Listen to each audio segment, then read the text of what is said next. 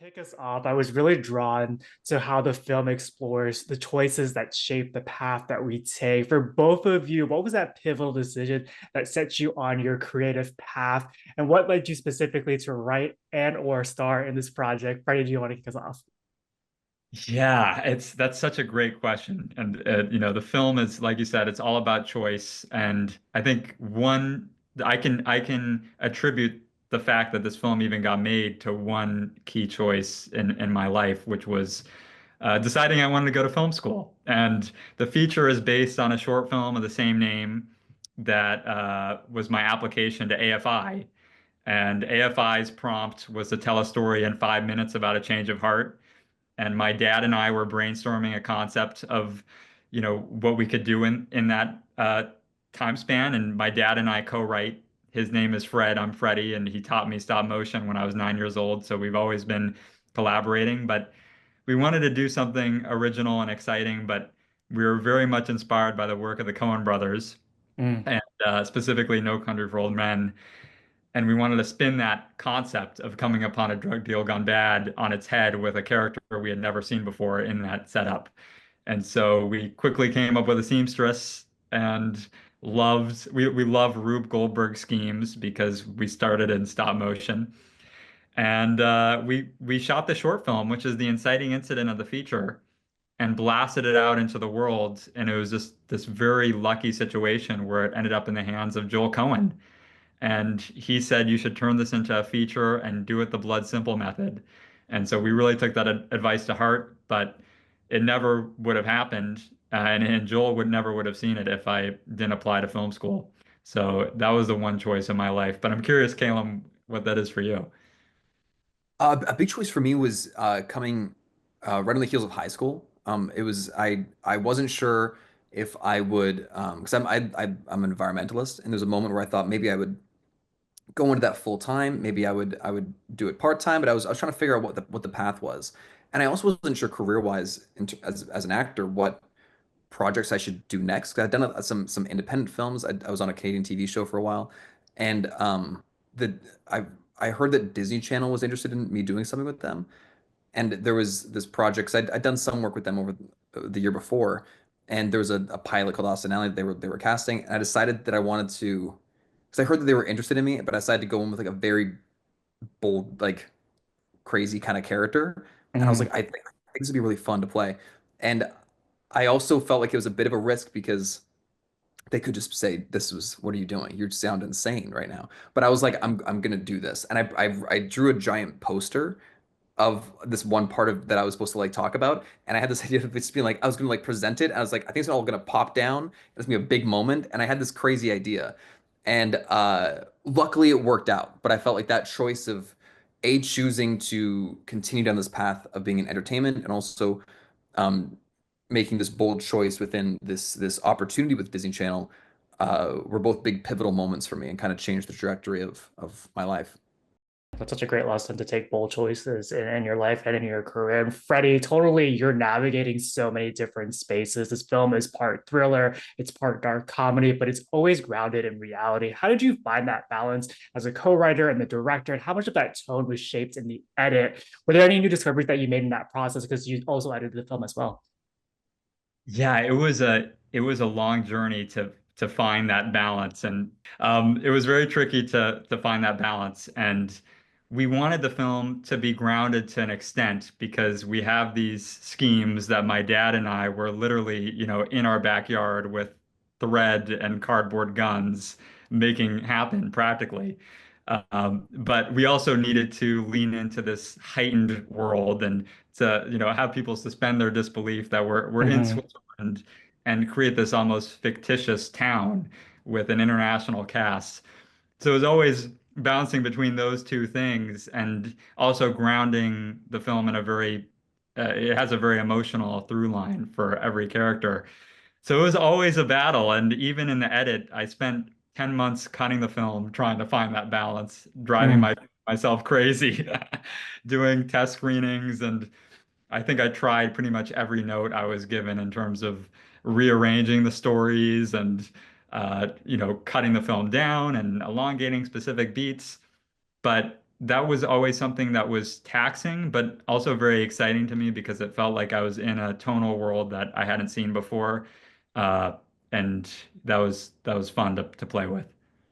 It's a masterpiece and kind of dive into all those different tones and genres and column. Speaking of that groundedness, when you strip Joshua's story down to its core, it's so incredibly relatable, especially his desire to carve his own path instead of following the one that his father expects of him. With Freddie as both co-writer and director, what were those early conversations around Joshua's backstory, but also how do you bring your own perspective to the role and discover where this character sits within you? That's a fantastic question. Yeah, it's a great question. Go ahead, please, Freddie. Go for No, it. you're like incredible. I'm like blown. You I'm tip it like, off. Yeah, yeah. no, I was just, that's like such a great question because that Joshua was fun for my dad and I to write because this is a father-son story in a way, and it's also a mother-daughter story, and we love Mm. exploring parental relationships in our writing. And a lot of people see some of those parental relationships in the film and they're like, "Oh my God, does your dad beat you or something?" Or and I could tell you we have the best working relationship. Because he taught me stop motion when I was 9 years old, we've been co-writing since I was nine. So we very much have the exact same taste and we never butt heads, but we are very much interested in these parental relationships. And, he was very nervous to get me into film growing up because he worked in film and he didn't want to impose that on me. And even up until, when I was in high school, he was like, "Are you sure you want to do this?" Like, so he was always very self-aware about that. And we wanted to push that insecurity of ours in our relationship to an extreme with Joshua and show what happens when the extreme negative of that is burdened or is put on Joshua's shoulders. So that's a long-winded answer, but I really appreciate you noticing those themes. Tom, do you want to add anything to that? Well, I was also just so surprised that I've known Fred and Freddie. I'd known them for about 2 years before I saw the Mhm. script, and I'd worked with them, and I saw how amazing their relationship is, and they're also such great collaborators. They're great as father and son, but also on set, they're just an incredible team. And that their writing is just unparalleled. But what was so interesting is that they explored that version of the relationship that is the complete opposite of what they've experienced. And I think that even within these worlds that are heightened and these experiences that are very extreme, I think the stories are best when they do come from a truthful place. And I think the fact Yeah. that they decided to tell a story about a father and son, about a mother and daughter, was so powerful and impactful. And Freddie is such a great director to work with because I really like to stay in character. That's my preference on set, and I like to kind of, some people call it method. I don't know if it's method. I think it's just kind of like dedicated, and you just want to stay in it and make it the best thing it can be, and not waste any energy outside of the character. And Freddie really embraced that, and I was very grateful that he embraced that style, and just gave me all the space and room to just be the character. And that was across the board with Eve and Kay and John as well. We were all able to just really immerse ourselves even deeper in the character than we normally would on set. I think setting it with that kind of genre lets audiences disarm themselves, and then those bigger themes get to hit even harder. And that's actually the Absolutely. perfect question that I had for you, Freddie. I also find it so interesting that half the ensemble are people that you've worked with in the past, and the other half you're collaborating for the first time. And Calum spoken so highly of your ability to recognize that every actor has their own process. How does that approach differ when you're working with longtime collaborators versus those that you're just getting to know? It's really fun to learn new ways of working, but it's also great when I'm working with Calum because we already have a language with each other. And Calum was in my AFI thesis film, and Kay Callan was also. And so they had already built chemistry together and knew how each other liked to work.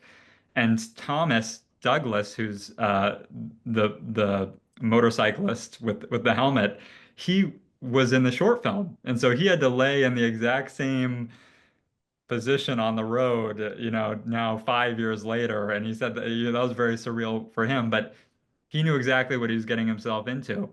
And everyone else, it really felt like we were building a family, and it's really fun to learn new ways of working. Caroline Goodall, who I was very nervous to direct because she's worked with Spielberg twice and Schindler's List and Hook, was fantastic. And I'll never forget her pulling me aside one day and said, if we were shooting this scene with Spielberg, we would have like 3 days to shoot it, not 30 minutes. And I was like, I know, I'm so sorry to move in this adrenaline-fueled way, but we all figured out how to work together in that manner, and it was a lot of fun to build this so torn family.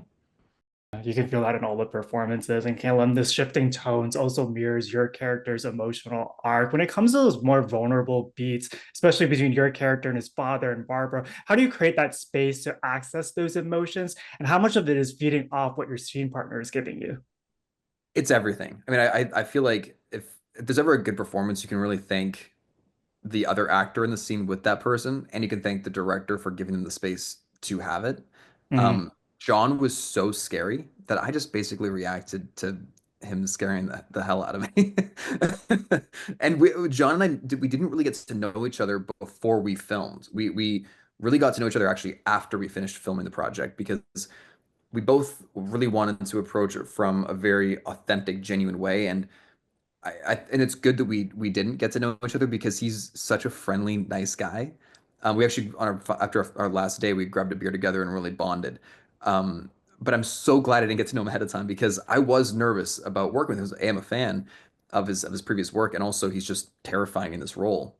mhm. So we both kind of stayed in the world and in our characters before we filmed those scenes, and and Freddie was very gracious to give us that space and to really nurture that kind of environment, and so did the whole crew as well.